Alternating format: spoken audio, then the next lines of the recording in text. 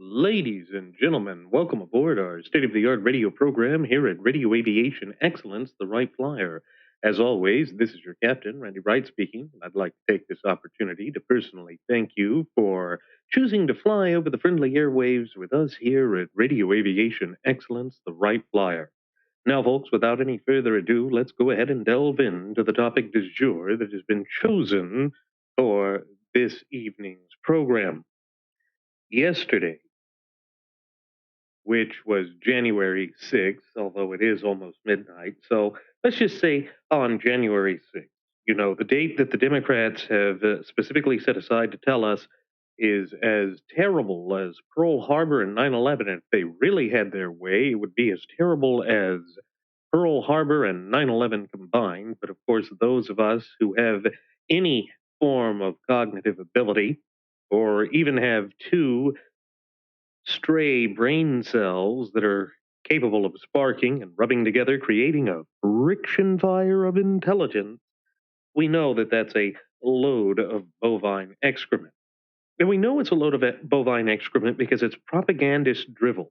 It's designed to mislead the American people, to drive us astray, and again to turn to the government to resolve things. And that has been the one solidly consistent theme that has been the thread that runs so true through the Democrat Party, particularly through 2020, because St. Floyd of fentanyl was killed. Or was he not really killed and actually died of a toxic fentanyl overdose, as is actually what one of the medical examiners said? But it's all about a narrative. The narrative is more important than reality.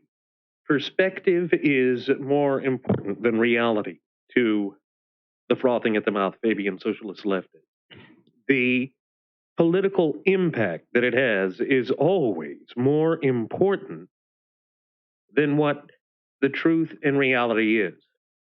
Yet they don't want you to believe that. That's why during their speech yesterday, at least during the president's speech yesterday, he went out of the way to keep saying that he was emphasizing the truth, in which case he proceeded to lie, which is just part and parcel what this is with respect to the Democrats, what their overarching message is, what they are hoping to portray upon us and to pull the wool over our eyes in regard to. That's just usual. That's per usual with respect to them. And irrespective of the fact that this is sickening, they are ready, willing, and able to pull out all of the stops, to roll out the red carpet, to ensure that they remain in charge. It's about power manipulation, but ultimately it is truly about control. They want to control us. They want to control how we think. And that's why they spin the narrative as they do with their friendly operatives there in the legacy media. We see it day in and day out, and it is just repeating itself. That's all it's doing. But amidst all of the talk there in the media sphere and in the political sphere and all of the nauseating political grandstanding that we saw throughout January 6, 2022, was a missing story, something that kind of got swept under the rug. And it shows just how twisted their narrative is and just how fake their narrative is. If they actually gave a damn about what they claim and about the rioting that they did support, the rioting that they allowed to continue, the rioting in which Kamala Harris had provided funding to pay the bail of BLM activists and essentially domestic terrorists engaging in their wild rampage that the media labeled as fiery but mostly peaceful, then they would have emphasized this, except that it doesn't fit the narrative. What am I speaking of? On January 6th, 2022, the niece of St. George Floyd of fentanyl was shot in Houston, Texas, in the course of an apparent drive-by shooting, and yet nary a word are we hearing from those activists who were ready, willing, and able, and in fact were spreading chaos and carnage in American cities all throughout the summer months of 2020 and continuously through 2021. They have been violent. The Antifas, the BLMs, these Marxist based terrorists who want to tear this nation asunder from within, all went out there claiming that there is systemic racism. Well, the only systemic thing I'm seeing is the grift foisted upon us by the socialists, foisted upon us by those that want us to turn to the government to give them more power, control, and authority over the facets of our daily lives, and to uproot the time honored values, institutions, but above all, traditions that are rightly known as quintessentially American, are ignoring this. They're just ignoring it. And why? Because the drive by shooting is gangland activity. We see the same thing with respect to Chicago. We see the same thing with respect to all of these Democrat hellholes that are essentially dumps that are being run into the ground, where they tell you that you can't arm yourself to defend yourself, yet at the same time, they're telling you that they're going to defund the police. It's the same thing in New York City, where their new city attorney is doing exactly what the district and city attorneys all throughout these leftist hellholes are doing, and that is refusing to prosecute property crimes. They're doing catch and release. Remember that driver, that black driver up there in Wisconsin that ran over all of those people during a Christmas parade, killing children and women and innocent people, and how he had just been released on bail? That's the type of thing they're doubling down upon. And then when we react in a certain way, or when we sit back and examine this stuff and throw up our hands saying, fine, we will turn to self defense as is our guaranteed right, then they sit there and say, oh no, that's a terrorist act that's as bad as Pearl Harbor or 9/11.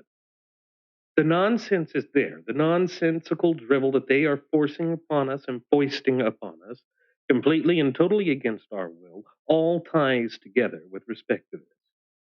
The overarching narrative is you are going to be a second class citizen in your own country, and that they don't really value life at all.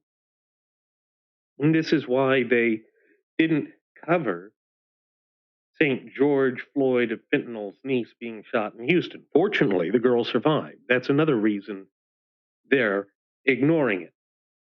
They were too busy holding candlelight vigils in Washington, D.C., engaging in self aggrandizement and doing the woe is me, and look at how these awful people who are on the direct and polar opposite end of the political aisle were able to enter the Capitol when the Capitol Police opened the barricades and opened the doors, and the members of the legacy media had invited them in and were leading them through. It's all bread and circuses, but it's not even good entertainment. It's not even good propaganda. It's ham-handed. It's ham-fisted. It's over the top. It's blatant. It's a disgusting thing. But it is the overarching agenda they have. They just want to use people's lives and the death, destruction, and depravity that we see in response to tragic circumstances in order to push their socialistic and ultimately communist agenda. BLM and those thugs have not made things better, they've made things worse. Antifa has not made things better, they've made things worse. And ultimately, the Democrat Party is just like the three monkeys: see, hear, and speak no evil. Yet if they were to look in the mirror, they would see the reflection and the personification of evil itself.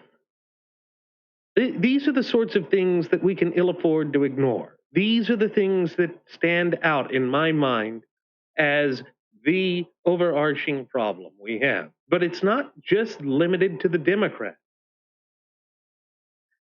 Republicans have been feckless and ineffectual.